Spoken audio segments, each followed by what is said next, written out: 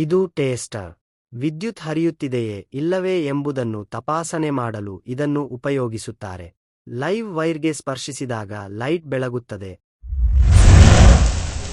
ಇದು pliers. Cutting ಪ್ಲೈಯರ್ ಅಂತ ಕೂಡ ಕರೀತಾರೆ.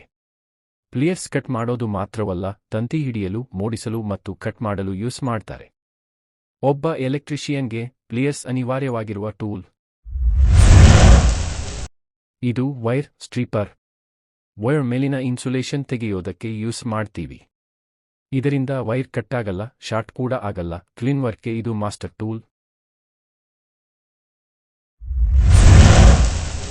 ಇದು ಮಲ್ಟಿ ಫಂಕ್ಷನಲ್ ವೈರ್ ಸ್ಟ್ರೀಪರ್. ಇದರಿಂದ ವೈರ್ ಮೇಲಿನ ಕವರನ್ನು ಸುಲಭವಾಗಿ ತೆಗಿಬಹುದು. ಕಟ್ ಮಾಡೋಕೆ, ಸ್ಟ್ರಿಪ್ ಮಾಡೋಕೆ, ಕೆಲವೊಮ್ಮೆ ಕ್ರಿಂಪಿಂಗ್ ಕೂಡ ಮಾಡೋಕೆ ಇದು ಯೂಸ್ ಆಗುತ್ತೆ.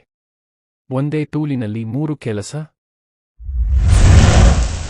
ಇದು ಮಲ್ಟಿಮೀಟರ್. ಇದನ್ನು ಬಳಸಿ ವೋಲ್ಟೇಜ್, ಕರೆಂಟ್ ಮತ್ತು ರೆಸಿಸ್ಟೆನ್ಸ್ ಅಳೆಯಬಹುದು. ಎಚ್ ಅಥವಾ ಡಿಸಿ ವೋಲ್ಟೇಜ್ ನೋಡಬೇಕಾದರೆ ಇದರ ಮಧ್ಯದಲ್ಲಿರುವ ಡಯಲ್ ಅನ್ನು ಸರಿಯಾದ ಪ್ಲೇಸ್ಗೆ ತಿರುಗಿಸಿ, ನಂತರ ಪ್ರಾಬ್ಗಳನ್ನು ಸಂಪರ್ಕಿಸಿ. ಈ ಸಾಧನವು ಎಲೆಕ್ಟ್ರಿಷಿಯನ್ಗಳಿಗೆ ತುಂಬಾ ಯೂಸ್ಫುಲ್ ಥಿಂಗ್. ಇದರ ಬಗ್ಗೆ ಪೂರ್ಣ ಮಾಹಿತಿಯನ್ನು ತಿಳಿಯಬೇಕಾದರೆ ಕಾಮೆಂಟ್ ಮಾಡಿ ತಿಳಿಸಿ. ಇದು ಸ್ಕ್ರೂ ಡ್ರೈವರ್ ಸೆಟ್. ಅತಿ ಮುಖ್ಯವಾದ ಎಲೆಕ್ಟ್ರಿಕಲ್ ಟೂಲ್ಗಳಲ್ಲಿ ಇದು ಕೂಡ ಒಂದು.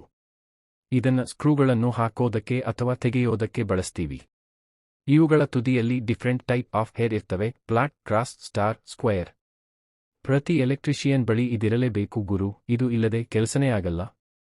ನಾನಂತೂ ಎಲೆಕ್ಟ್ರಿಕ್ ಸ್ಕ್ರೂ ಡ್ರೈವರ್ ಬಳಸ್ತೀನಿ, ಅಷ್ಟೊಂದು ಡಿಫೆಂಡ್ ಆಗಿದ್ದೀನಿ. ಇದು ಇನ್ಸುಲೇಷನ್ ಟೇಪ್. ಇದನ್ನು ವೈರ್ ಜಾಯಿಂಟ್ ಮಾಡಿದ ಮೇಲೆ ಕವರ್ ಮಾಡೋದಕ್ಕೆ ಯೂಸ್ ಮಾಡ್ತೀವಿ. ಈ ಟೇಪ್ ವಿದ್ಯುತ್ ಶಾಕ್ ತಡೆಯುತ್ತೆ ಮತ್ತು ವೈರ್ ಪ್ರೊಟೆಕ್ಷನ್ ಕೊಡುತ್ತದೆ.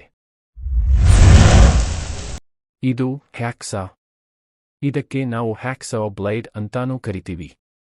ಕಂಡುಟ್ ಪೈಪ್, ರಾಡ್ ಅಥವಾ ಚಿಕ್ಕ ಮೇಟಲ್ ಭಾಗಗಳನ್ನು ಕತ್ತರಿಸಲು ಈ ಹ್ಯಾಂಡ್ ಟೂಲ್ ಬಳಕೆಯಾಗುತ್ತೆ.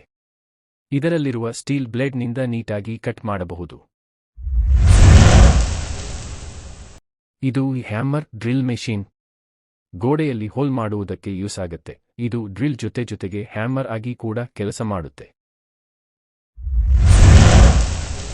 ಇದು ಕಾರ್ಡ್ಲೆಸ್ ಡ್ರಿಲ್ ಮೆಷಿನ್. ಕೇಬಲ್ ಇಲ್ಲದೆ ಬ್ಯಾಟರಿಯಿಂದ ಕೆಲಸ ಮಾಡುತ್ತೆ. ಡ್ರಿಲ್ಲಿಂಗ್, ಸ್ಕ್ರೂ ತಿರುಗಿಸೋದು ಎಲ್ಲವೂ ಈಜಿ ಕೆಲಸ. ಎಲ್ಲೆಡೆಗೆ ತೆಗೆದುಕೊಂಡು ಹೋಗಬಹುದು. ವಿಥೌಟ್ ಪವರ್ ಇದನ್ನು ಯೂಸ್ ಮಾಡಬಹುದು. ಈ ವಿಡಿಯೋ ಇಷ್ಟ ಆದ್ರೆ ಒಂದು ಲೈಕ್ ಮಾಡಿ. ಇದು ಪ್ರಾರಂಭವಾಗಿದ್ದರಿಂದ ಬೇಸಿಕ್ ಮಾತ್ರ. ಇನ್ನೂ ಹೆಚ್ಚಿನದಕ್ಕಾಗಿ ಚಾನೆಲ್ ಸಬ್ಸ್ಕ್ರೈಬ್ ಮಾಡಿ.